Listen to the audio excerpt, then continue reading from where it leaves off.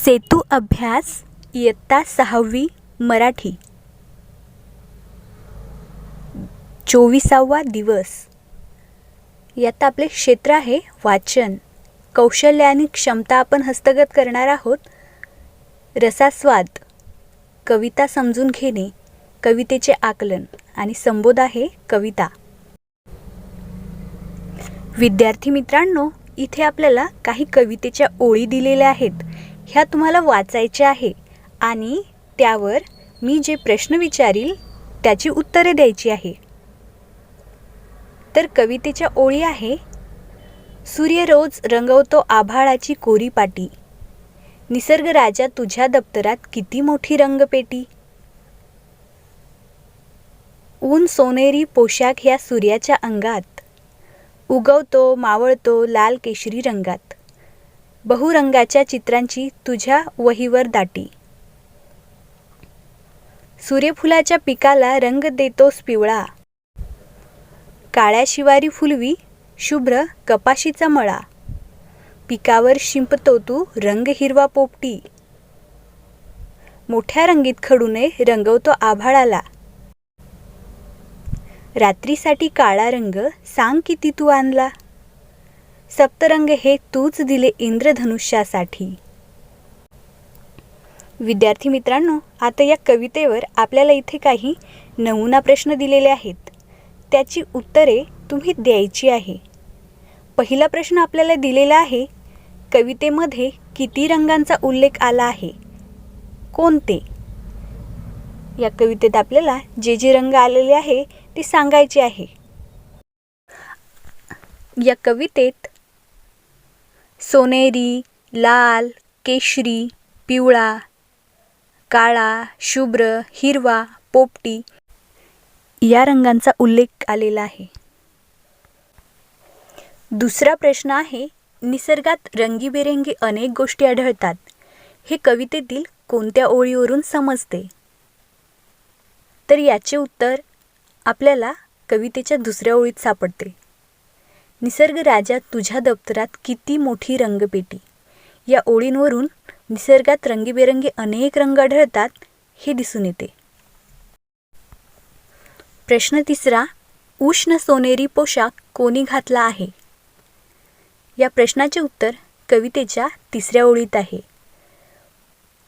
उष्ण सोनेरी पोशाख सूर्याने घातलेला आहे.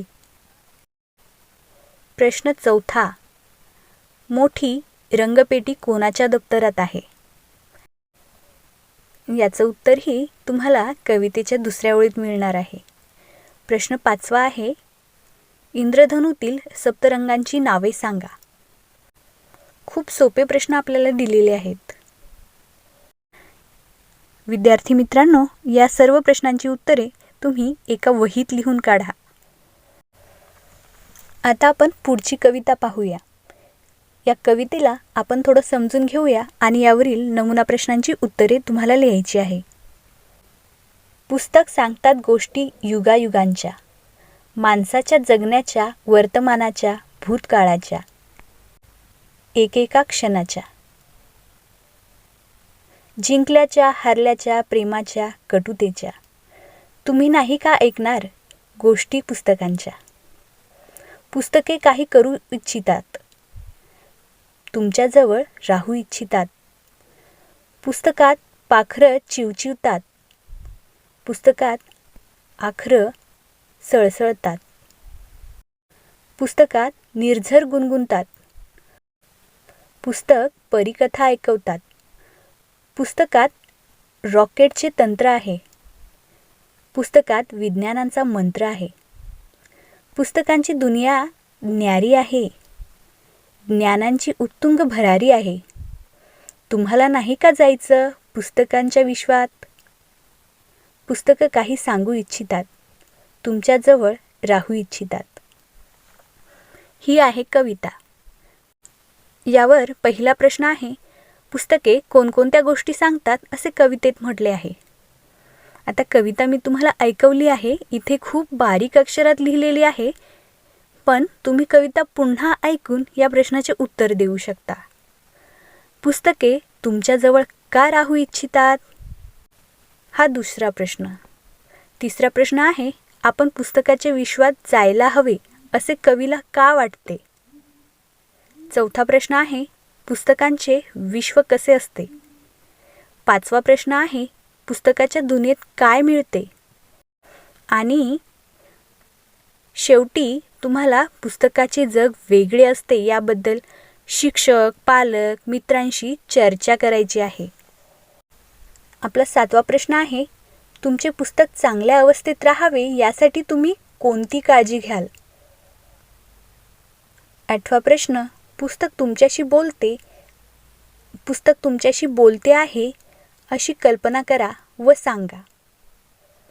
इथे तुम्हाला कल्पना करायची आहे की पुस्तक तुमच्याशी बोलतंय. मग ते काय बोलतंय तुमच्याशी याची कल्पना करून तुम्ही या प्रश्नाचे उत्तर द्यायचे आहे. नववा प्रश्न, छापलेले पुस्तक व ई पुस्तक यापैकी तुम्हाला कोणते पुस्तक वाचायला आवडेल आणि का? याचं उत्तर तुम्ही तुमच्या आवडीप्रमाणे द्यायचं आहे आणि त्याचं कारणही सांगायचं आहे की तुम्हाला कोणत्या प्रकारची पुस्तके का आवडतात, छापलेली आवडतात की ई पुस्तके आवडतात. 10वा प्रश्न, तुम्हाला शिक्षकांच्या मदतीने शिकायला आवडेल की पुस्तकाच्या मदतीने आणि का? विद्यार्थी मित्रांनो, शिक्षकांच्या मदतीने तुम्हाला शिकायला आवडेलच, पण पुस्तकाच्या मदतीनेही आवडेल असे मला वाटते. याचं उत्तर तुम्ही तुमच्या आवडीनुसार द्या.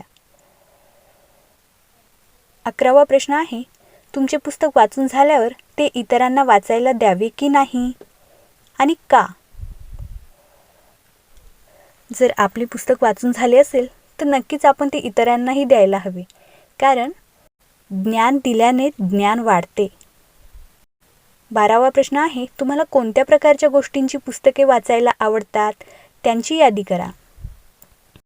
विद्यार्थी मित्रांनो, सरावासाठी तुम्ही तुमच्या पाठ्यपुस्तकातील किंवा पाठ्यपुस्तकेतर साहित्यातील कवितांचे वाचन करून त्यावरील प्रश्न सोडवण्याचा प्रयत्न करा. आणि तुम्हाला कल्पक व्हायचे आहे ना, तर तुम्हाला जे काही बालसाहित्य उपलब्ध होईल त्यातील कविता वाचा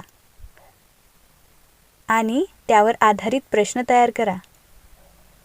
तुमच्या आवडत्या कवितांचा संग्रह करा, कवितेवर आधारित प्रश्न तयार करा आणि याचबरोबर तुम्ही पूरक साहित्य स्रोताचाही वापर करा, जसे की किशोर मासिके, बालसाहित्यातील कविता आणि मुलांसाठी जे साप्ताहिक अंक असतात, बालमित्र वगैरे, त्यांचाही वापर तुम्ही करा.